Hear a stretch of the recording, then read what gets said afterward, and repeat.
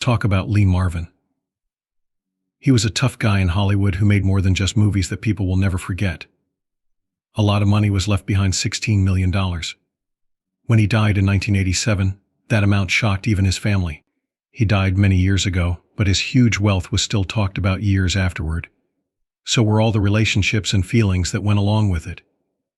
He left most of his money to his third wife after he died. Pamela set up a trust that gave her most of the rights to the estate. But this was only the beginning of a fight that would last for many years. For 25 years, Wendy, Marvin's daughter, had lived in a house owned by his trust. She thought it was a gift from her dad. She thought her dad had made his wishes clear before he died, but she didn't have anything written down. But those plans could be called into question. Pamela, as the guardian, said no. She said Marvin had never really promised to take care of the house. The law let her choose what to do with the house because it was part of the trust. Pamela disliked Wendy's husband even more after he pleaded guilty to child abuse charges. This made things even messy. Wendy thought that her mother's decision to kick her out was based on a grudge, but Pamela claimed that she was just following the rules. The case turned into a real-life family story when the courts got involved. Wendy said Pamela wasn't being fair to the trust's beneficiaries, which is what the law says she should do as manager. Wendy walked away with 19% of the business, and Pamela walked away with 81%. But Pamela had the law on her side.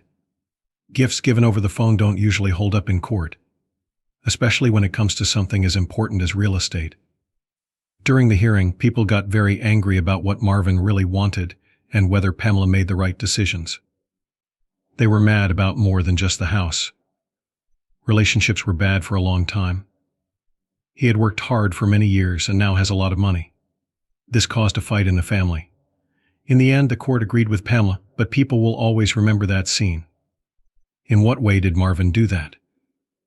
How did a man who used to be an actress and makes $7 a week become worth $16 million? That made a lot of trouble. How did he go from barely getting by to making such a mess that his family had a lot of problems? That's where the story really begins.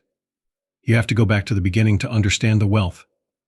He was a young man who was trying to figure out where he fit in the world. Marvin never had to worry about being poor. He was, in fact, born in New York City to a good family. He had a father who worked in advertising and a mother who wrote. They took care of him and gave him money when he was young. Lee Marvin, on the other hand, didn't like to follow the rules. A lot of prep schools kicked him out for making trouble.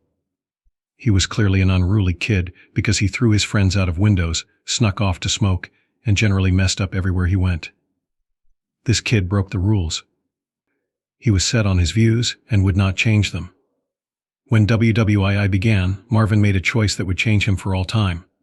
He did a lot of dangerous things in the Marine Corps before he was sent to the Pacific as a scout shooter.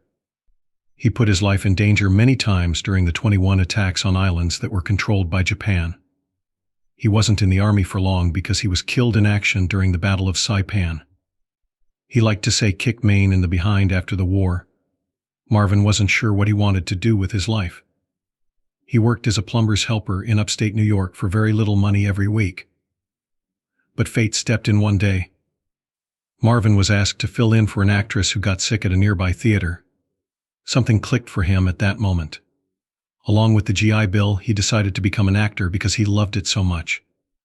He went to school at the American Theater Wing in New York and barely made it by doing part-time jobs in theater and making the occasional TV appearance. At this point, Marvin wasn't making much money, sometimes just $7 a week.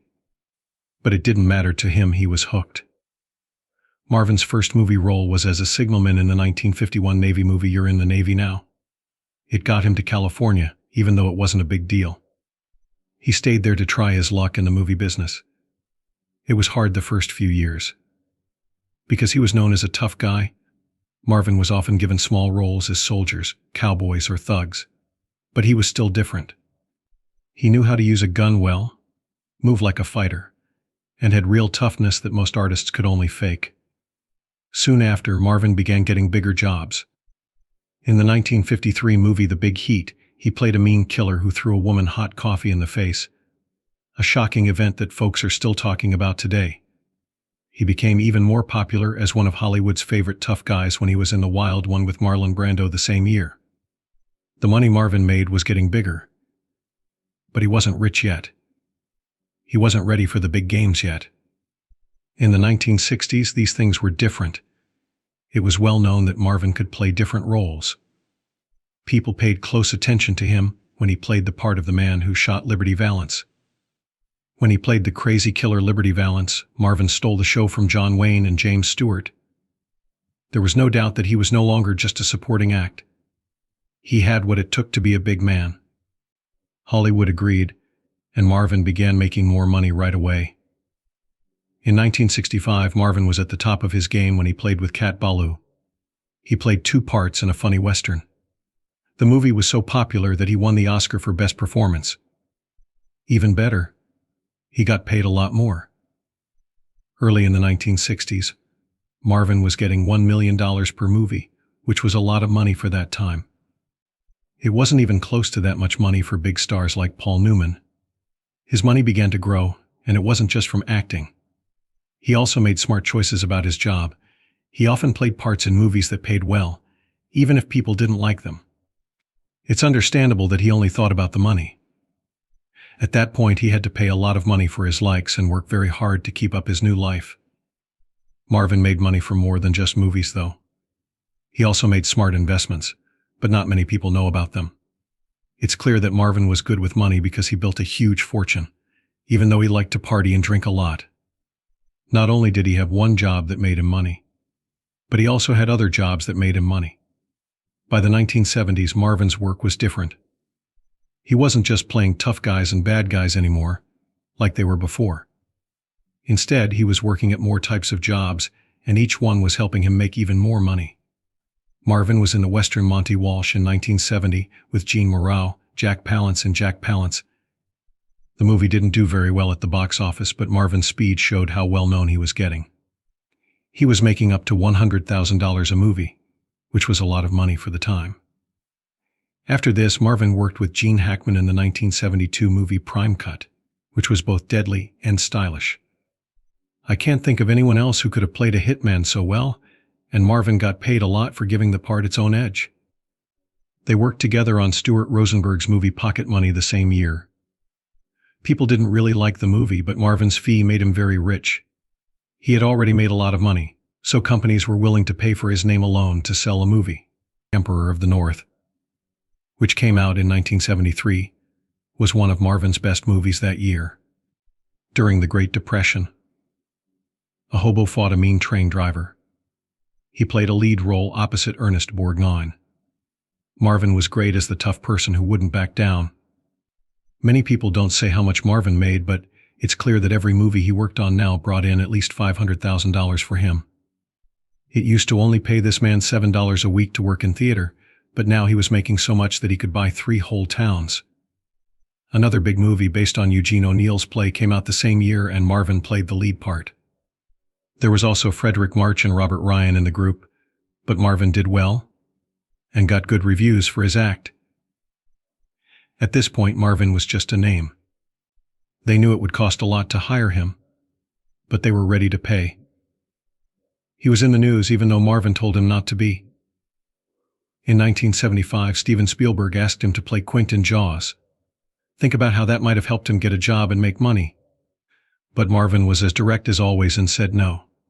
He famously said, no matter how much money was on the table. Marvin didn't like playing parts he didn't believe in. In the long run, this decision could have cost him millions of dollars in profits. It wasn't like Marvin was short on money. He was in the action movie Shout at the Devil with Roger Moore in 1976.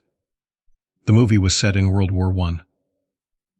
The movie got good reviews, and Marvin's role as a strange ivory poacher showed how adaptable he is. As of now, Marvin was one of the best-paid stars in Hollywood, so this was his big check. In the same year, he was also in The Great Scout and Cathouse Thursday, a funny western with Oliver Reed. Some people didn't like the movie, but Marvin made a lot of money from it.